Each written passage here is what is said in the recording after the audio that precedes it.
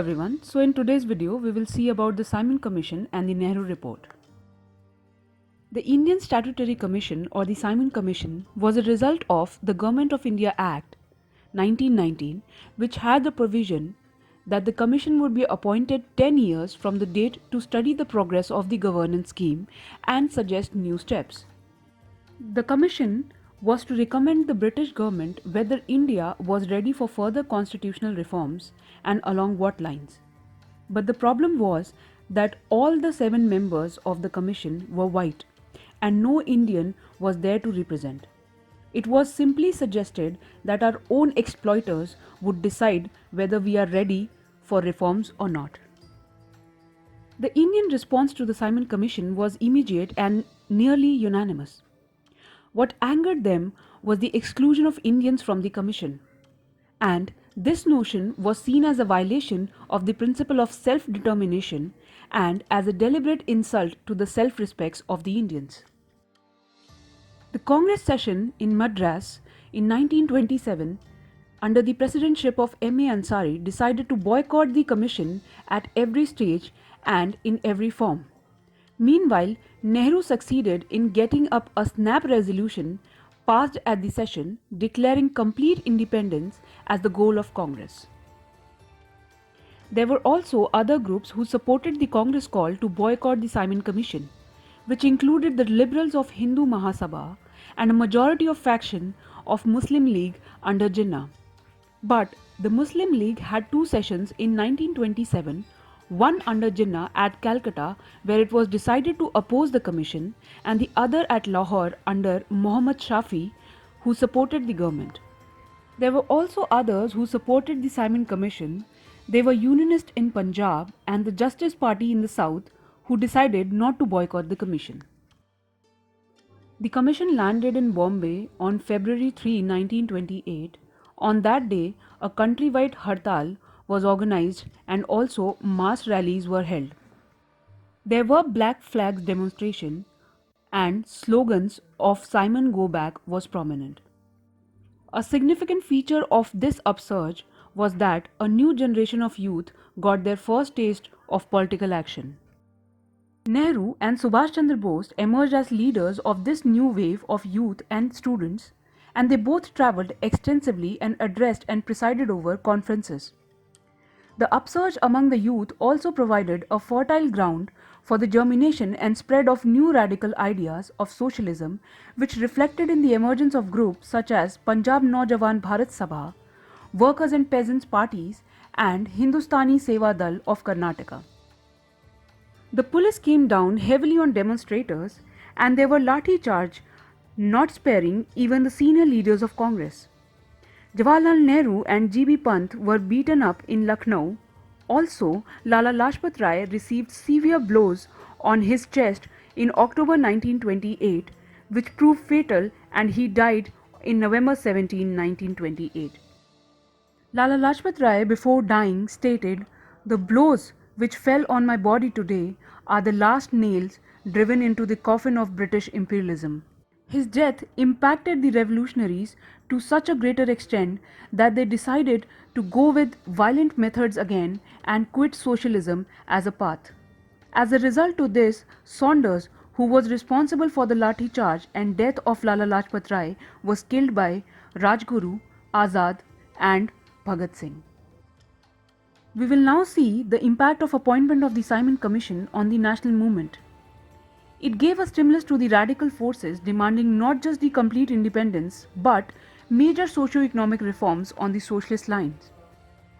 The challenge of Lord Birkenhead in 1925, which stated, "Let the Indians produce a constitution which carries behind it a fair measure of general agreement among the great people of India," was accepted by the nationalist leaders, and they responded by drafting the Nehru Report in 1928.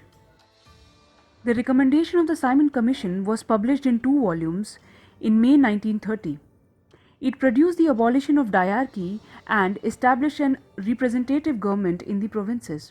Also, the governor should have discretionary powers in relation to the internal security and administrative powers. The recommendation of the Simon Commission was published in 2 volumes which was released in May 1930. It recommended the abolition of diarchy and establishment of representative government in the provinces. Also, the governor should have discretionary power in relation to the internal security and administrative powers. The report also rejected the parliamentary responsibility at the centre, and the Government of India would have complete control over the high courts. It also recommended that the separate communal electorate to be retained, but only until the tension between the Hindus and the Muslims had died down. The report accepted the idea of federalism, but not in the near future. It also recommended that the Sindh should be separated from Bombay and Burma should be separated from India.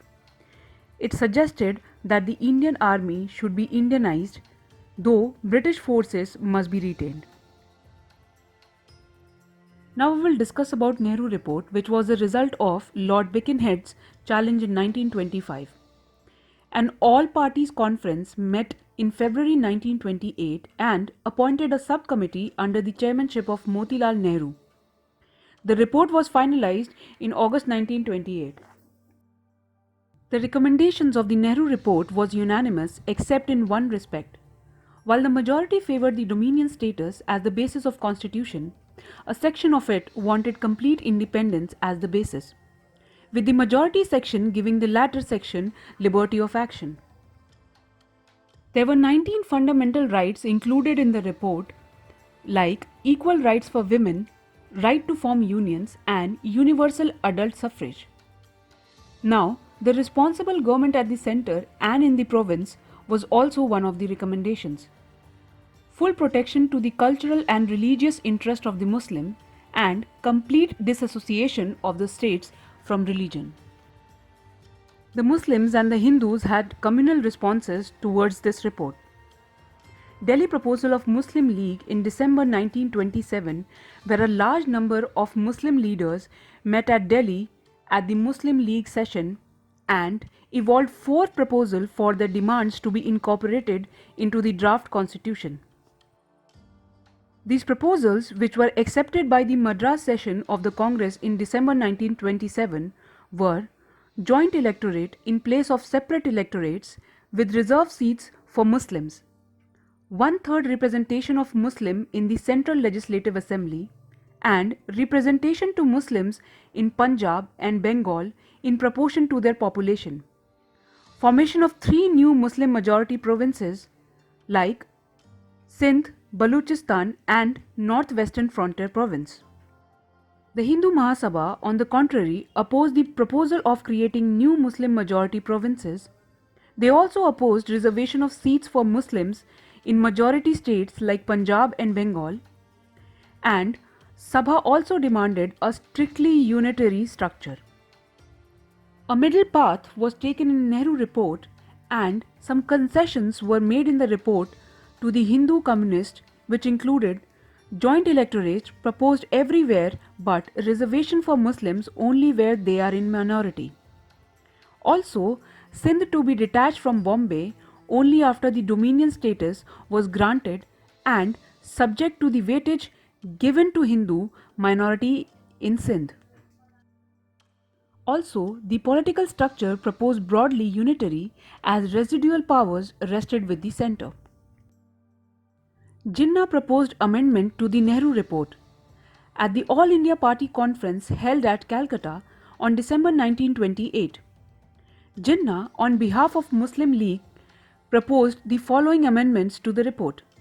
1/3 representation to the Muslims in the central legislature. Also, the residual powers to be given to provinces, not to centres. These demands were not accommodated. In retaliation, Jinnah proposed 14 points which were Federal Constitution with the residual power to the provinces, provincial autonomy, no constitutional amendment by the centre without the concurrence of the states constituting to the Indian Federation, all legislatures and elected bodies to have adequate representation of Muslims in every province without reducing a majority of Muslims in a province to a minority or equality. Adequate representation to the Muslims in the service and in self-governing bodies. Also, one-third Muslim representation in the central legislature. He also mentioned that in any cabinet at the center or in the provinces, one-third to be Muslims. Also, separate electorates for them, and no bill or resolution in any legislature be passed if three-fourths of the minority community considered such a bill or resolution to be against their interests. In conclusion, the other points were any territorial redistribution not to affect the Muslim majority in Punjab, Bengal and Northwestern Frontier Province. Separation of Sindh from Bombay, constitutional reform in the Northwestern Frontier Province and Baluchistan, full religious freedom to all the communities, and protection to Muslim rights in religion, culture, education and language. But not only the Muslim League, the Hindu Mahasabha and the Sikh communalists were unhappy about the Nehru report. But the younger section of the Congress, led by Jawaharlal Nehru and Subhash Chandra Bose, were also angered. The younger section was angered because of the dominion status which was demanded by the Nehru report. They wanted complete independence as the basis of constitutional reform in India. Now we will summarize all the events. Firstly, it was Simon Commission of 1928, which was a result of Government of India Act 1919. Then Lord Birkenhead's challenge to the nationalist leaders and Delhi proposal of Muslim League for the Nehru report. Finally, in 1928, the Nehru report was drafted and amendments was proposed by Jinnah. In retaliation to the Nehru report, Jinnah proposed his 14 points in the year 1929.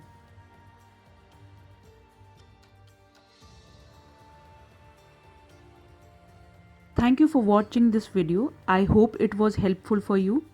For more videos, please subscribe our channel.